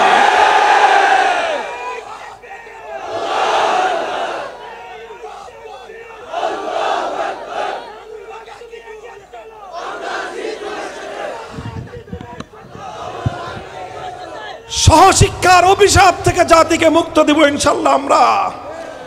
আমরা মেয়েদেরকে পেছন দিকে নিয়ে যেতে চাই না। জ্ঞান বিজ্ঞান, চিকিৎসা বিজ্ঞান সহ প্রতিটি জ্ঞান বিজ্ঞানের ক্ষেত্রে মুসলিম নারীদের হাজার বছরের ইতিহাসে জলজল করা আলোকিত অধ্যায় তাদের রয়েছে। আমাদের আম্মাজান আয়েশা রাদিয়াল্লাহু আনহার মতো জ্ঞানী মহিলা পৃথিবীর ইতিহাসে বিরল। তিনি আমার নবীর ঘরে তালিম পেয়ে সেই মহাজ্ঞানী হয়েছিলেন। তা আমরা সেই জাতি করে তুলব, কিন্তু আমাদের মেয়েরা, আমাদের কন্যারা, আমাদের বোনেরা শিক্ষা গ্রহণ করতে গিয়ে ভাগাও ট্রিপের সম্মুখীন হয়ে, প্রতারণার সম্মুখীন হয়ে তারা সর্বশান্ত হয়ে ঘরে ফিরবে। এই দৃশ্য বাংলার মুসলমান ঈমান থাকতে, মর্যাদা থাকতে মানতে পারে না।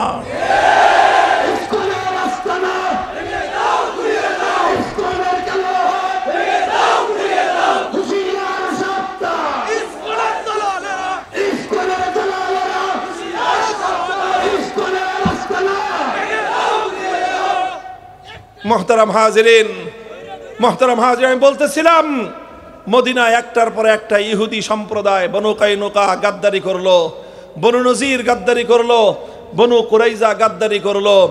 যে গাদ্দারি করে আল্লাহর নবী তার গাদ্দারির উপযুক্ত শাস্তি তাকে বুঝিয়ে দেন।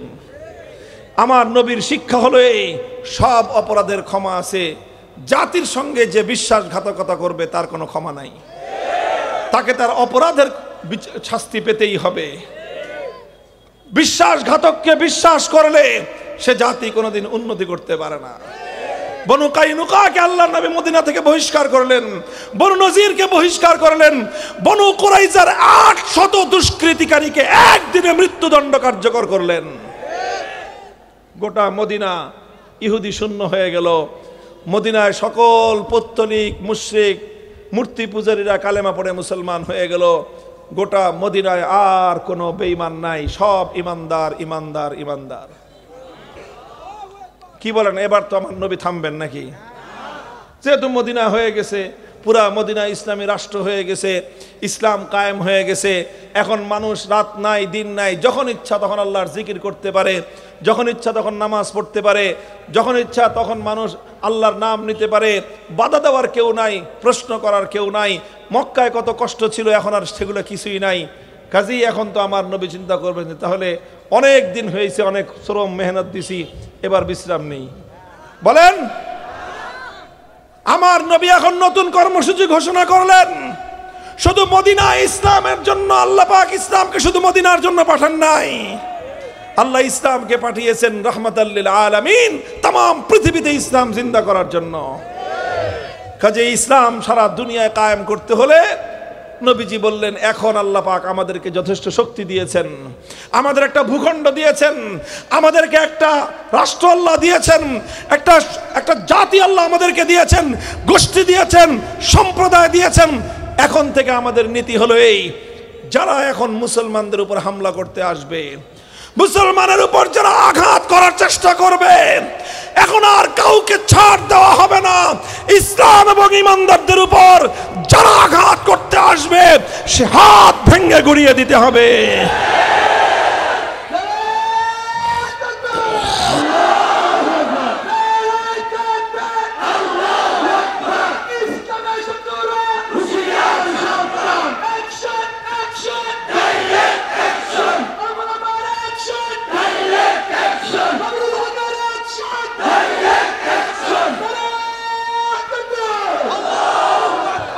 আল্লাহর নবী ঘোষণা করলেন জিহাদের কর্মসূচি।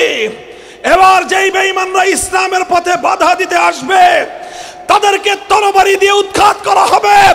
পথে চলবো আমরা, ওই রাস্তার মধ্যে ইসলামের পথে যারা প্রতিবন্ধকতা তৈরি করতে আসবে, মুসলমান জিহাদের মাধ্যমে সকল প্রতিবন্ধকতা রাস্তা থেকে উৎখাত করে দিবে। বদরে গেলেন, 14 জনের শাহাদাত বরণ হলো। উহুদের ময়দানে 70 জন শাহাদাত বরণ করলেন। নবীজির মাথা ভাঙলো, দাঁত ভাঙলো, সারা শরীর থেকে রক্ত ঝরতে ঝরতে বেহুশ হয়ে জমিনে পড়ে গেলেন। নবীজি থমকে গেলেন। বলেন, নবীর চাচা শহীদ হলো। হযরত হামজা রাদিয়াল্লাহু আনহুকে শহীদ করে তার বক্ষ বিদীর্ণ করে তার কলিজা চিবিয়ে খাওয়া হলো। দৃশ্য দেখে নবীজি ভয় পেয়ে গেলেন। আমার নবী সামনে অগ্রসর হলেন। খন্দকের যুদ্ধ হলো, অভাব অনটন, নবীজি পেটে পাথর বাঁধলেন কিন্তু কোনোদিন দমে যান নাই। সামনে অগ্রসর হলেন, সামনে অগ্রসর হলেন। মদিনা ইহুদি খালি হয়ে গেল। 7ম হিজরিতে আল্লাহর নবী 1400 সাহাবী নিয়ে পবিত্র মক্কার দিকে রওনা করলেন। উদ্দেশ্য কি? ওমরা করবেন। ইহরাম করে নিয়েছেন ওমরা করার জন্য। মক্কার উপকণ্ঠে গিয়ে হুদাইবিয়ায় যখন পৌঁছলেন, মক্কার কুরাইশরা বাধা দিল, আপনি মক্কায় ঢুকতে পারবেন না। নবীজি বললেন, আমরা লড়তে আসি নাই, যুদ্ধ করতে আসি নাই। যুদ্ধ করতে আসলে যুদ্ধের ময়দানে তোমাদের সাথে দেখা হবে। এবার আসছি আমরা শুধু আল্লাহর ঘর জিয়ারত করতে, তাওয়াফ করতে, ওমরা করতে। বাধা দিও না, বাধা দিও না, আমাদেরকে ওমরা করতে দাও, আমরা ওমরা করে চলে যাব। তারা বলল যে কোনো মূল্যে আমরা ওমরা করতে দিব না, প্রয়োজনে লড়াই হবে, কিন্তু আপনি মক্কায় ঢুকতে পারবেন না। নবীজি ভাবসাব দেখে একটা মন্তব্য করলেন। বললেন যে আজকে মক্কাবাসী এমন যে কোনো শর্তের কথা বলবে, যেই শর্তের মধ্যে আল্লাহর ঘর বাইতুল্লাহর সম্মান রক্ষা পাবে, সেই শর্ত আমাদের জন্য যতই কঠিন হোক, সেই শর্ত আমাদের যতই বিপক্ষে যাক, আমরা সর্বোচ্চ ছাড় দিয়ে হলেও আজকে মক্কার বাসীদের সাথে আমি সন্ধি চুক্তি করতে প্রস্তুত। মুহতারাম হাজিরিন, ইতিহাস বলে এটা ছিল আমার নবীর জীবনের সবচেয়ে প্রজ্ঞাময় রাজনৈতিক সিদ্ধান্ত, সবচেয়ে দূরদৃষ্টি সম্পন্ন রাজনৈতিক সিদ্ধান্ত। আমার নবীজি রাজনৈতিক দূরদৃষ্টি সম্পন্ন সন্ধির চুক্তি করে হুদাইবিয়ায় মক্কার কুরাইশদের সঙ্গে চুক্তি সম্পাদন করে পরের মাসেই খায়বারে ইহুদিদের উপরে হামলা করে গোটা আরব থেকে ইহুদিদেরকে উচ্ছেদ করলেন। কাইসার, কিসরা, রোম এবং পারস্য সহ পৃথিবীর সকল বড় বড় সম্রাটদের কাছে আল্লাহর নবী ইসলামের দাওয়াত পৌঁছায় দিলেন। আর নবীজি অপেক্ষায় থাকলেন, নিজের শক্তি সঞ্চয় করলেন। 7ম হিজরি থেকে 1 বছরের মাথায় 8ম হিজরিতে মক্কার কুরাইশরা চুক্তি ভঙ্গ করলো, গাদ্দারি করলো। আল্লাহর নবী অভিযান পরিচালনা করে 1 বছরের মাথায় মক্কা বিজয় করলেন। মুহতারাম হাজিরিন, আমার নবীর এই হুদাইবিয়ার সন্ধি, এটা ছিল আল্লাহর নবীর রাজনৈতিক নেতৃত্বের বহিঃপ্রকাশ। আমি আলেম ওলামাদেরকে বলি, হে ওলামায়ে কেরাম, জাতিকেও বলি, শুনে রাখেন, আল্লাহর নবী মুহাম্মদুর রাসূলুল্লাহ সাল্লাল্লাহু আলাইহি ওয়াসাল্লাম তিনি যেমন মসজিদের মিম্বরে দাঁড়িয়ে, মসজিদের মেহরাবে দাঁড়িয়ে ইমামতি করতেন, তিনি আবার উম্মতকে শিক্ষা দেওয়ার জন্য শিক্ষক হিসেবে, মুআল্লিম হিসেবে শিক্ষকতার দায়িত্ব পালন করতেন। মাসলার প্রয়োজন হলে নবীজি মাসলা বলতেন, সব করতেন। আবার আল্লাহর নবী যখন রাজনৈতিক নেতৃত্বের প্রয়োজন হতো, আমার নবী নিজ হাতে উম্মতের রাজনৈতিক নেতৃত্বের দায়িত্ব তুলে নিতেন। যারা উম্মতের ওলামায়ে কেরামকে নবীদের ওয়ারিস হিসেবে বিশ্বাস করেন, আপনারা বিশ্বাস করেন? আল্লাহর নবী বলেছেন, আল উলামা ওয়ারাসাতুল আম্বিয়া, আলেমরা হলেন নবীদের ওয়ারিস। আলেমরা হলেন নবীদের উত্তরাধিকার। আলেমরা নবীদের উত্তরাধিকারী, এটা কারা কারা বিশ্বাস করেন? হাত তুলেন। আল্লাহু আকবার, হাত নামান। তাহলে আপনারা সবাই বিশ্বাস করেন? আপনারা সবাই বিশ্বাস করেন যে আলেমরা নবীদের উত্তরাধিকারী? কিসের উত্তরাধিকারী বলেন? আলেমরা কিসের উত্তরাধিকারী? শুধু মসজিদের ইমামতের উত্তরাধিকারী? শুধুমাত্র মাদ্রাসার শিক্ষকতার উত্তরাধিকারী? আলেমরা যেরকম যদি তারা উম্মতের পক্ষ থেকে নবীদের উত্তরাধিকারী হয়ে থাকে, আলেমরা যেরকম মসজিদের ইমামতের উত্তরাধিকারী, আলেমরা যেমন মসজিদে জুমার খুতবা দেওয়ার সময় মেহরাবে নবীর উত্তরাধিকারী, আলেমরা যেরকম শিক্ষকতার সময় উম্মতের জন্য শিক্ষক হিসেবে নবীর উত্তরাধিকারী, ঠিক তদ্রূপ দেশ এবং জাতিকে নেতৃত্ব দেওয়ার সময় আলেমরাই সত্যিকার অর্থে আম্বিয়া কেরামের উত্তরাধিকারী। বুখারী শরীফের হাদিসে আল্লাহ নবী বলেছেন, কানাত বনু ইসরাইল তাসুসুহুমুল আম্বিয়া কুল্লামা হালাকা নাবিয়্যুন খালাফাহু আখার ওয়ালা নাবিয়্যা বাদি ওয়া সায়াকুনু খুলাফা ফায়াকসুরুন। আগে থেকেই চলে আসছে, নবীরাই অন্য সব কাজের সাথে সাথে উম্মতের রাজনৈতিক নেতা হতেন আম্বিয়া কেরাম। কারা? তাসুসুহুম মিনাস সিয়াসা, সিয়াসাত করতেন কারা? নবীগণ। এক নবী চলে গেলে আরেক নবী আসতেন, তিনি আবার নতুন করে রাজনৈতিক নেতৃত্ব দিতেন। চলতে চলতে আল্লাহর নবী বলতেছেন, ওয়া আনা খাতামুন নাবিয়্যিন ওয়ালা নাবিয়্যা বাদি, আমি শেষ নবী, আমার পরে আর কোনো নবী আসবে না। প্রশ্ন হলো, তার নবীর পরে আসবে না, তো নবীর পরে তাহলে উম্মতের পক্ষ থেকে উম্মতের ইমামতি কারা করবেন? বলেন কারা করবেন? নবী আসবে না, উম্মতের পক্ষ থেকে, নবীর পক্ষ থেকে উম্মতকে শিক্ষা দিবেন কারা?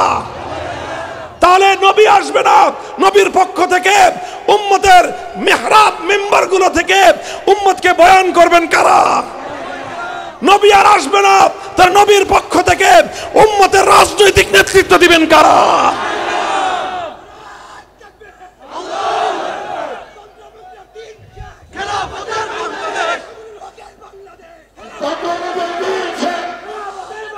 মুহতারাম হাজিরিন, এটাই আমি বলতে চাই আজ আপনাদের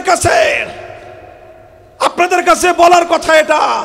আলেমদেরকে একটা কথা বলি, আর সাধারণ মানুষকে আমি একটা কথা বলি।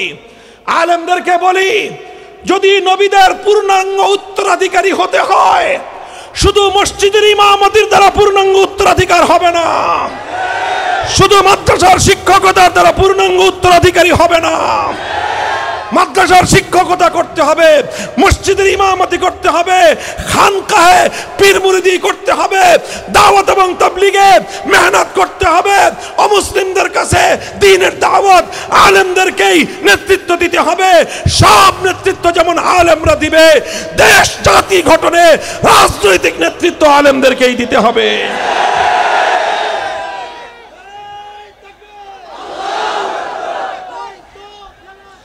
আলেমরা যদি এই রাজনৈতিক নেতৃত্ব দিতে ব্যর্থ হয়, তারা যদি রাজনৈতিক নেতৃত্ব দিতে না পারে, তাহলে উম্মতের আলেমরা নবীর সত্যিকার উত্তরাধিকারী হতে পারল না। এবার সাধারণ মানুষরা বলেন, আলেমদেরকে আল্লাহর নবী তার রাজনৈতিক উত্তরাধিকারী বলে গেলেন। আজ যদি আল্লাহর নবী বেঁচে থাকতেন, তাহলে নবীর নির্দেশনা আপনার রাজনৈতিক ক্ষেত্রে মানতেন?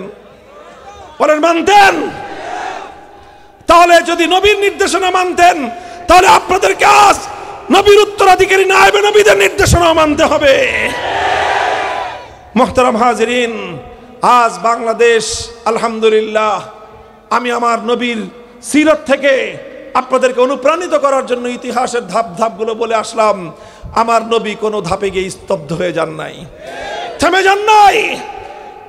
নবীজি ইন্তেকালের আগে 12.5 লক্ষ বর্গ মাইল, কত লক্ষ? বাংলাদেশটা কয় লাখ জানেন? বাংলাদেশ হলো 56,000 বর্গ মাইল। কত হাজার? তাহলে 12.5 লক্ষ বর্গ মাইল হবে কয়টা বাংলাদেশ জোড়া দিলে? বলেন। প্রায় 24টা বাংলাদেশ। কয়টা? 24টা বাংলাদেশ একসাথে জোড়া দিলে যত বড় এলাকা হয়। আমার নবী ইন্তেকালের আগে এত বড় এরিয়ায় আল্লাহর দ্বীনি রাষ্ট্র, খেলাফত রাষ্ট্র প্রতিষ্ঠা করে তারপরে নবীজি দুনিয়া থেকে বিদায় নিয়েছেন। এবার আপনাদেরকে জিজ্ঞাসা করি, নবীজি মারা গেলেন, এবার সাহাবায়ে কেরাম বসে থাকলেন যে ঠিক আছে নবীজি 12.5 লক্ষ বর্গ মাইল দিয়ে গেছে, আর দরকার নাই। বলেন, আবু বকর সিদ্দিক, ওমর ফারুক রাদিয়াল্লাহু আনহু নবীর ইন্তেকালের পরে খোলাফায়ে রাশিদিন পৃথিবীর এক প্রান্ত থেকে আরেক প্রান্ত পর্যন্ত কালেমার পতাকা উড়িয়েছেন। খলিফা ওমরের যুগে সাহাবায়ে কেরাম আটলান্টিক মহাসমুদ্রের তীরে গিয়ে বলেছেন, আমাদের শক্তি ছিল সমুদ্রের পার পর্যন্ত আসার, জানি না সমুদ্রের ওই পারে কি আছে, যদি জানতাম সমুদ্রের অপর প্রান্তে কোনো জাতি বসবাস করে, খোদার কসম আমরা সমুদ্রের উপর দিয়ে ঘোড়া দাবড়ায়ে পৃথিবীর ওই প্রান্তে গিয়ে দিনের কালেমার পতাকা উড়াতাম। অর্ধ জাহানে ইসলামের পতাকা উড্ডীন করেছেন সাহাবায়ে কেরাম, বসে থাকেন নাই। কাজে আজ বাংলাদেশের মুসলমান আমাদের অনেক অর্জন আছে। 1905 সালে আমার আর তোমার পূর্বপুরুষরা এই পূর্ব বাংলাটাকে কলকাতা থেকে আলাদা করেছিল, কারণ কলকাতায় হিন্দুত্ববাদ, আমরা মুসলিম জাতি, আমাদের স্বকীয় আদর্শে উজ্জীবিত হওয়া দরকার। রবীন্দ্রনাথ সাম্প্রদায়িক একটা সহিংস আন্দোলনের মাধ্যমে আমাদের বাংলাদেশের মুসলমানদের এই জাগরণকে ঠেকায় দেওয়ার চেষ্টা করেছিল। এর বিনিময়ে আমাদের পূর্বপুরুষরা 1947 সালে ভারতকে লাল কার্ড দেখায় দিয়েছিল। বলছে আমরা দিল্লির সাথে নাই, আমরা মুসলমান, আমরা আলাদা রাষ্ট্র গঠন করব, যে রাষ্ট্রে বিধান চলবে আল্লাহর, কায়েম হবে ইসলামী শরীয়তের বিধান। এর নাম ছিল 47। দুর্ভাগ্য, পশ্চিম পাকিস্তানের স্বৈর শাসকরা, খান পাঠানরা গাদ্দারি করলো, ইসলামের কথা বলে দেশ স্বাধীন করলো, ইসলামের কথা বলে মুসলমানদেরকে ধোঁকা দিল। 24 বছরে ইসলামী শাসন কায়েম করে নাই। এই জন্য 71 সালে পশ্চিম পাকিস্তানিদেরকে ঝাঁটাপেটা করে বিদায় করা হয়েছে। দুর্ভাগ্য, তখন আমাদের পিছু ছাড়ে নাই। 71 সাল থেকে 2024 সাল পর্যন্ত পাকিস্তানিদেরকে খেদানো হয়েছিল জুলুমের কারণে। এবার ভারতীয় জুলুম বাংলাদেশের মানুষের কাঁধের উপর চেপে বসলো। আমরা আলহামদুলিল্লাহ থেমে যাই নাই। 24 সালে বাংলার দামাল ছেলেরা আবার মাথাচাড়া দিয়ে উঠে বলল দিল্লি না ঢাকা।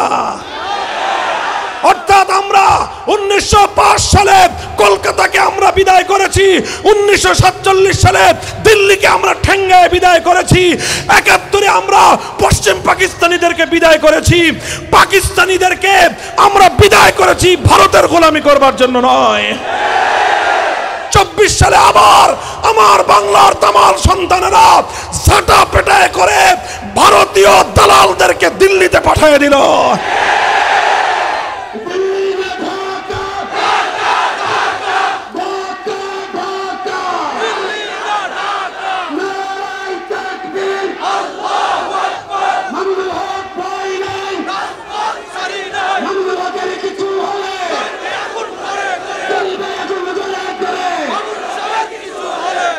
আমি এখন আপনাদেরকে জিজ্ঞাসা করতে চাই, আমার নবীজি জীবনের অন্তিম সময় পর্যন্ত থেমে যান নাই। নবীজি যখন মৃত্যু শয্যায় শায়িত, তখনও নবীজি অর্ডার করলেন নিজের আপন, নিজের পালক পুত্রের ছেলে উসামা ইবনে জায়েদকে, উসামা এই নাও জিহাদের ঝান্ডা দিলাম, তুমি যাও আল্লাহর দ্বীনের ঝান্ডা নিয়ে সামনে অগ্রসর হও। নবীজি তখন মৃত্যুবরণ করতেছেন, উসামা ইবনে জায়েদের নেতৃত্বে মুসলমানরা জিহাদের ময়দানের দিকে ছুটে চলেছেন। বলেন, আমার নবী মৃত্যুর সময় থমকে গিয়েছিলেন? নাই, দ্বীনের জন্য মুজাহিদিনদেরকে পাঠিয়েছেন। কাজেই 24-এর বিপ্লব হয়ে গেছে, এখন আমরা থেমে যাব? বলেন, থেমে যাবে? সেই নবীর উম্মতরা থেমে যাবে যে নবী মৃত্যু শয্যায় শুয়ে ইসলামকে নিয়ে থমকে দাঁড়ানোর চিন্তা করে নাই। কাজে আমরাও থামতে পারি না। আমাদের মঞ্জিল সামনে, আমাদের গন্তব্য সামনে, আমাদের চূড়ান্ত গন্তব্য আল্লাহর জমিনে গোলামি চলবে একমাত্র কার? আল্লাহর জমিনে দাসত্ব চলবে একমাত্র কার? এই জন্য আসো, শপথ নেই, আলহামদুলিল্লাহ বাংলার মানুষ এখন ইসলামকে দেখার জন্য, ইসলামের ব্যবস্থা দেখার জন্য অধীর আগ্রহে অপেক্ষমান। আমি সারা দেশে এক পয়গাম ছড়ায় দিতেছি, তোমাদেরকেও সেই কথা বলে আমি বক্তব্য শেষ করব। অনেক রঙের বাংলাদেশ দেখা শেষ, সব রং দেখা শেষ। একবার একজনে বললেন সোনার বাংলাদেশ দেখাবেন। বাংলাদেশের মানুষ সোনার বাংলাদেশ দেখলো। সোনার বাংলাদেশ দেখতে গিয়ে কি পাইলো? তারা পাইলো যে এই দেশে সব দল ব্যান, সব রাজনীতি বন্ধ, ইসলামী রাজনীতি নিষিদ্ধ। সোনার বাংলাদেশের নামে ভারতীয় আধিপত্যবাদের বাংলাদেশ। এরপরে আরেকজন এসে বললেন যে না, এবার নতুন বাংলাদেশ হবে। নতুন বাংলাদেশের নামে আমরা দেখলাম সে আবার পুরান জিনিস নতুন মোড়কে আমাদেরকে খাওয়ানো যাওয়ার চেষ্টা। এরপরে আরেকজন এসে বললেন সবুজ বাংলাদেশ হবে। আমরা দেখলাম গাছের পাতা সব মরে শেষ, ধূসর বাংলাদেশ। এরপরে আরেকজন এসে বলল এবার হবে ডিজিটাল বাংলাদেশ। আমরা দেখলাম বাংলাদেশের মানুষ, বিদেশের রেমিটেন্স যোদ্ধারা, প্রবাসী ভাইয়েরা আমাদের কষ্টার্জিত রেমিটেন্স পাঠায়। দেশের কৃষক, শ্রমিক, মজদুর, মেহনতি মানুষ মাথার ঘাম পায়ে ফেলে পয়সা উপার্জন করে, আর সেই ট্যাক্সের পয়সা দিয়ে দেশের অর্থনীতি সমৃদ্ধ হয়। আপনারা জানেন যে আপনাদের ট্যাক্সের পয়সা দিয়ে রাষ্ট্র চলে। আরে ভাই, গরিব মানুষরা আসলে বেশি ট্যাক্স দেয়, বড় লোকরা তো ট্যাক্স ফাঁকি দেয় খালি। জিজ্ঞাসা করেন যারা বড় লোক আছে তাদেরকে, তারা শুধুমাত্র ধান্দাবাজি করে। গরিব মানুষরা ব্যাংকে টাকা রাখে, বড় লোকরা সেই টাকা নিয়ে বড় বড় শিল্পপতিরা মৌজ মারে। গরিবের মেহনতি টাকা, মাথার ঘাম পায়ে ফেলানো ট্যাক্সের পয়সা তিল তিল করে জমা হয় বাংলাদেশ ব্যাংকে। এই প্রস্তুত থাকবেন তো ইনশাআল্লাহ? ইনশাআল্লাহ প্রস্তুত থাকেন। শুধু মুখের কথা দিয়ে বিপ্লব আসবে না, মনে রাখেন। ঘাম ঝরানো মেহনত করতে হবে। শুধু মেহনত দিয়ে ইসলামের বিজয় হয় না। রাতের অন্ধকারে চোখের অশ্রু ছেড়ে খোদার দরবারে ফরিয়াদ করতে হবে। করবেন তো? ঘাম আর অশ্রু দিয়ে চূড়ান্ত বিজয় আসে না। ঘাম ঝরানো মেহনত, অশ্রু ঝরানো, ফরিয়াদ জানানোর পর যদি প্রয়োজন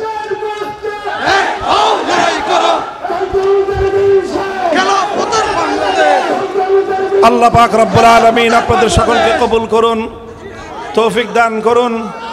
ইনশাআল্লাহ এগুলা কি শুধু মুখের কথা না অন্তরের শপথ? বলেন, অন্তরের শপথ। কার সাথে? কার সাথে শপথ? কার সাথে শপথ? আল্লাহ পাক আমাদের সকলকে এই শপথ কবুল, বাস্তবায়ন করার, আমল করার তৌফিক দান করুন। ওয়া আখিরু দাওয়ানা আলহামদুলিল্লাহি রাব্বিল আলামিন। সুবহানাল্লাহি ওয়া বিহামদিহি, সুবহানাল্লাহিল আযীম, সুবহানাল্লাহি ওয়া বিহামদিহি আদাদা খালকিহি।